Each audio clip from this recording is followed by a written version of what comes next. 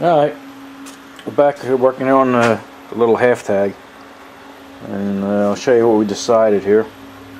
We decided to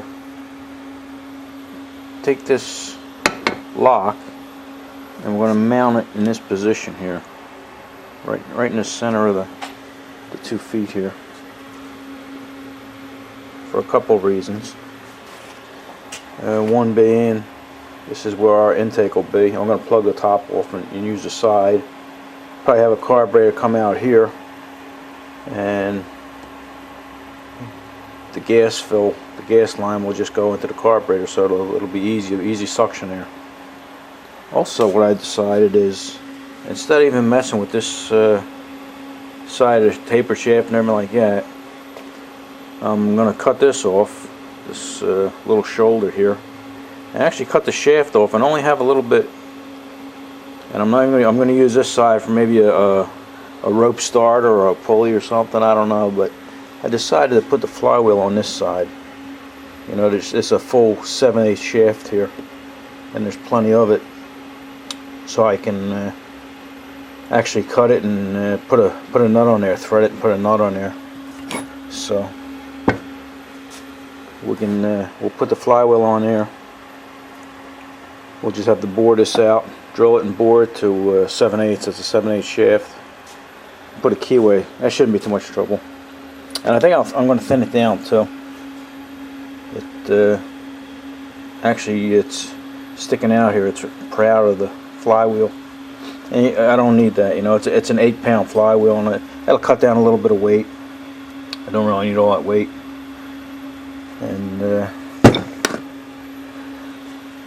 that's about where we're at. So let me line this up and center it and see where I want to put the holes.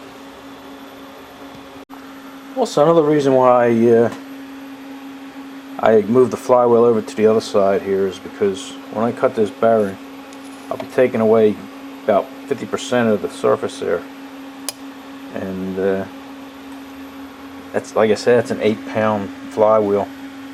So the more bearing, the better. Although I don't think it would make a difference really, but you know, might as well do it while we have the chance. Alright, I made us a template here. I didn't show you how to do that because we already did that previously on this piece here, so no sense in doing it on this.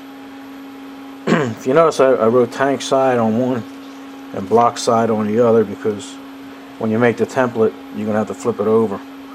So what I'm going to have to do now is these holes, just put a little pinhole through here, here, and here, and then when I flip it over, I'll have my marks. Also laid out this where I wanted it. I found the center of the plate here in the center between the 2 feet, and marked the block.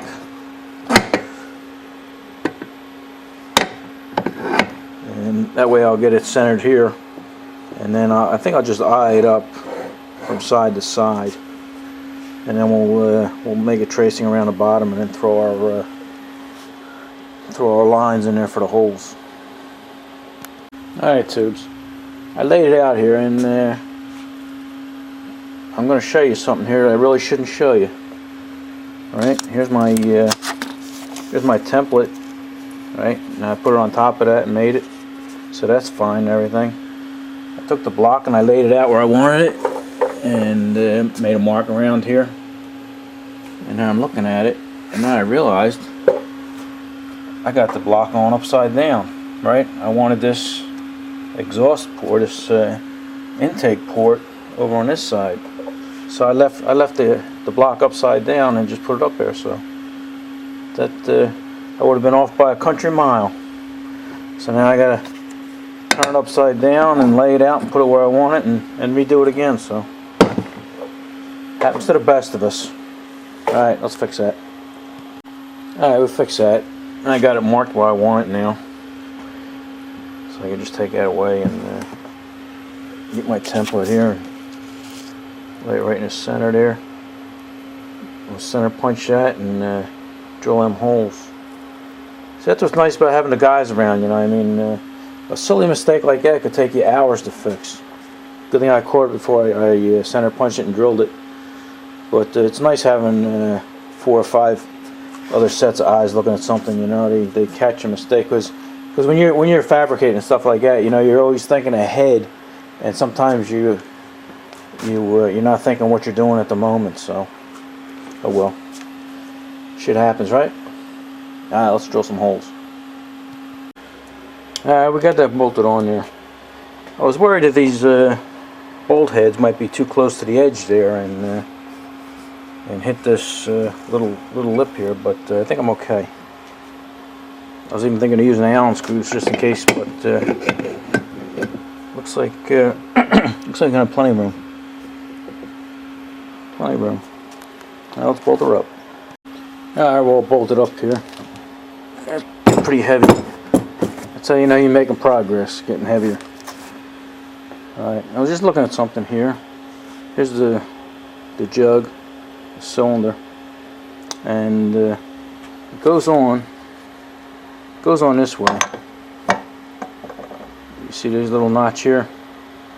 That notch lines up with this, and that's where all your exhaust gas go, or not your exhaust gas, your intake and stuff like that, or your fuel, you know, to ignite the charge there and stuff like that.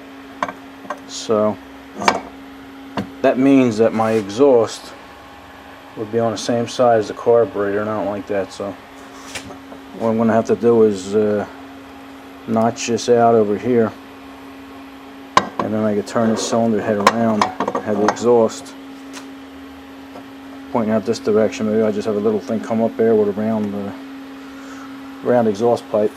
But I think it'll look better. It'll give it a more rounded out look, you know, instead of having everything on one side. Alright, I don't know what we're going to do next. We'll probably work on that crank or the flywheel, one or the other. Alright, I guess that's enough for this video. See you later.